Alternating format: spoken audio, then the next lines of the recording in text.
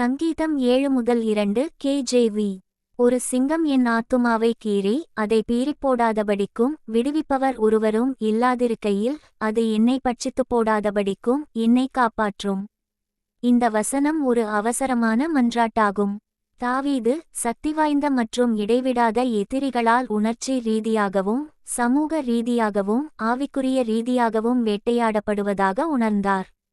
தேவன் தலையிடாவிட்டால் முழுமையாக அழித்துவிடக்கூடிய ஒரு ஆபத்தை விவரிக்க அவர் சிங்கத்தின் உருவகத்தை பயன்படுத்துகிறார்.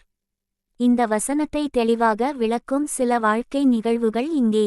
கதை 1. குற்றமற்ற ஊழியர். ரவி ஒரு நேர்மையான ஊழியர், ஆனால் ஒரு சக ஊழியர் தன்னை காப்பாற்றிக்கொள்ள அவரை பொய்யாக மோசடி செய்ததாக குற்றம் சாட்டினார். அந்த வதந்தி வேகமாக பரவியது. நிர்வாகம் ரவியை நம்புவதை நிறுத்தியது, நண்பர்கள் அவரை தவிர்த்தனர், அவருடைய நற்பெயர் சிதைக்கப்பட்டது. தாவீது விவரித்ததை ரவி அப்படியே உணர்ந்தார். அவருடைய சரீரம் அல்ல, அவருடைய ஆத்துமாதான் கிழிக்கப்பட்டது. அந்த குற்றச்சாட்டு ஒரு சிங்கத்தை போல இரக்கமற்றதாகவும் சக்திவாய்ந்ததாகவும் இருந்தது. தன்னை பாதுகாக்க யாரும் இல்லை என்று அவர் உணர்ந்தார். ஜெபத்தில் ரவி நீதிக்காக தேவனிடம் கதறினார். சில மாதங்களுக்குப் பிறகு ஆதாரங்கள் வெளிவந்தன, உண்மையும் வெளியானது. மனித உதவி இல்லாதபோது தேவனே விடுவிப்பவராக ஆனார்.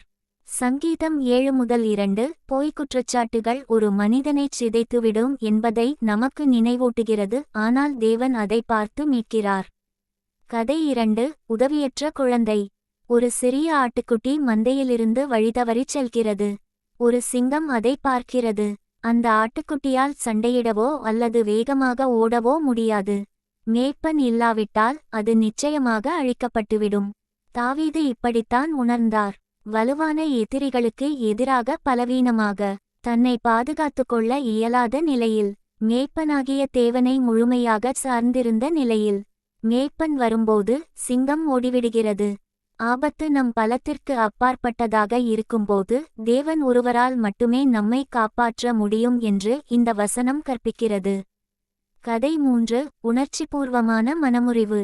மீனா வீட்டில், வேலையில், ஏன் தேவாலயத்தில் கூட தொடர்ச்சியான விமர்சனங்களை எதிர்கொண்டார். அவருக்கு எந்த உடல் ரீதியான தீங்கும் ஏற்படவில்லை, ஆனால் அவருடைய அமைதி, நம்பிக்கை மற்றும் மகிழ்ச்சி சிதைக்கப்பட்டுக் கொண்டிருந்தன. மனச்சோர்வு ஏற்பட்டது. தாவீதைப் போலவே அவளும் உணர்ந்தாள். உள்ளுக்குள் தாக்கப்பட்டதாக, துண்டு துண்டாக கிழிக்கப்பட்டதாக, தனிமையாக, தன் வலியை புரிந்துகொள்ள யாரும் இல்லாத நிலையில். இறுதியாக அவள் தன் இருதயத்தை தேவனிடம் ஊற்றி ஜெபித்தபோது குணமடையத் தொடங்கினாள்.